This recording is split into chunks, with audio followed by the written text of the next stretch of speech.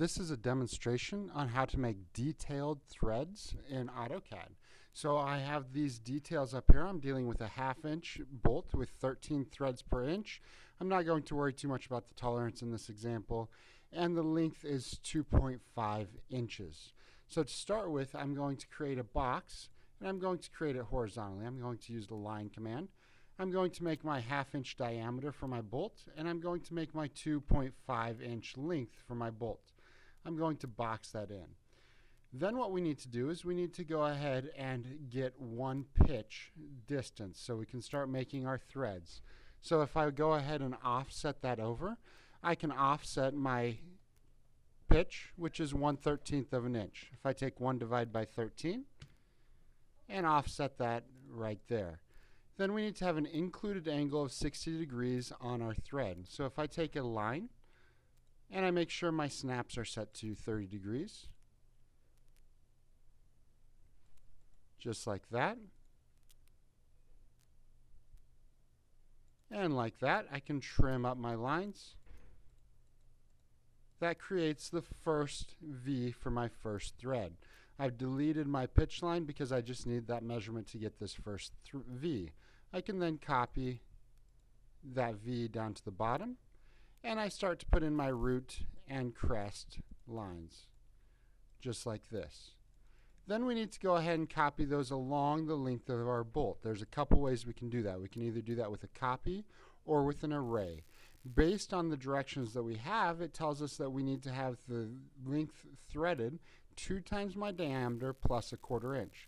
So my diameter is a 1/2 inch. 2 times that would give me 1 inch, plus 1/4 inch would give me 1 1/4 inches.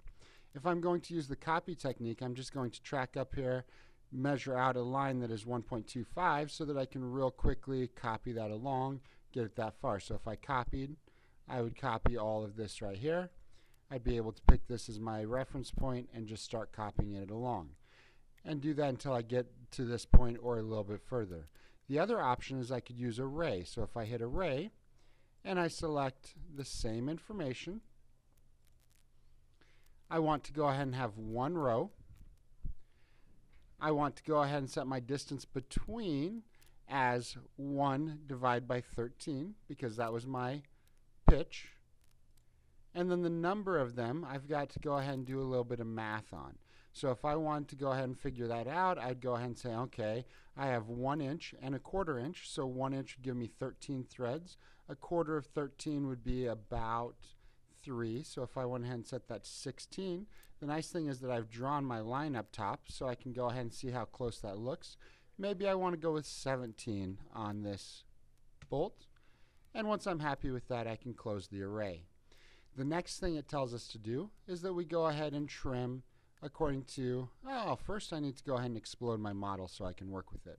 So I'm going to hit explode, select my array, hit enter, trim according to that line, enter, trim out that line, trim out that line. I can get rid of this line. This was just used earlier to go ahead and give me a length. Then I need to put the chamfer on the end of my bolt. To get my chamfer, I come from the root of my thread, and I go ahead and go at a 45-degree angle. So I'm going to change my angle there, set that to a 45. Do the same thing at the top. I project that root over, set it to a 45, and now I can do some trimming. Trim that off, trim these all off, and I can trim off my 45s as well. Delete this line, and put in a new line that goes from that peak to that peak, and that takes care of that portion of the threads. Down at this end, I can delete this line off and take a line that goes from that point to that point. That takes care of my threads on this bolt. That's the procedure we use. If we want to go ahead and make them left-handed, we can mirror them over. We can go ahead and rotate. There's a few different options as your sheet goes over on how to take care of that. To create the head of the bolt, that's on the other sheet of paper we had. I start with a circle and I track off to the side here. It tells us that the diameter of that chamfer circle is 1.5 times our diameter. Our diameter of this bolt is a 1/2 inch. So if I take that times 1.5, that tells me my diameter should be 0.75. So once I go ahead and create that 0.75 diameter circle, I can go ahead and create my hexagonal head that goes around it. I use the polygon command, number sides is 6. I can go ahead and create the center point there. I want to circumscribe around the circle, and right there gives me my hexagonal head. It tells me that the thickness of the head is 0.67 times my diameter. So if I'm thinking about a 1/2 inch diameter times 0.67 gives me 0.335. I could offset 0.335, and that's the thickness of the head to my bolt. I'm going to go ahead and take this line on across here and this line on across here to give me the width of that head, and I can then extend that line, that line, that line, that line, and do some trimming.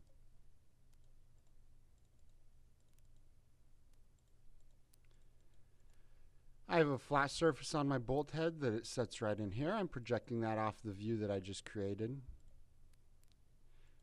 Now I have to create the angle for my chamfer on that head. So for that angle, what I'm able to do is I'm able to take this chamfer circle I created, bring it over to here. Then I need a 30-degree angle. Project that to there. I'm going to take that on across my object. I could recreate that 30 at that end as well. I'm also going to project over the midpoint right there where my chamfer circle meets my edge of my bolt head. And what that allows me to do is set up for my 3-point arcs that I'm going to put in here. They go from those 3 points right there. In the middle, I can just use my midpoint. And then at this end, my 3-point arc. That's where the chamfer circle goes ahead and chamfers off each of these sides, because this area here would be chamfered, this would be chamfered. At this point, it's where our circle meets our line. It's the full height. So that's how it appears when we draw it. Now I need to clean up my drawing, so I'm going to delete these two off. I'm going to do some trimming.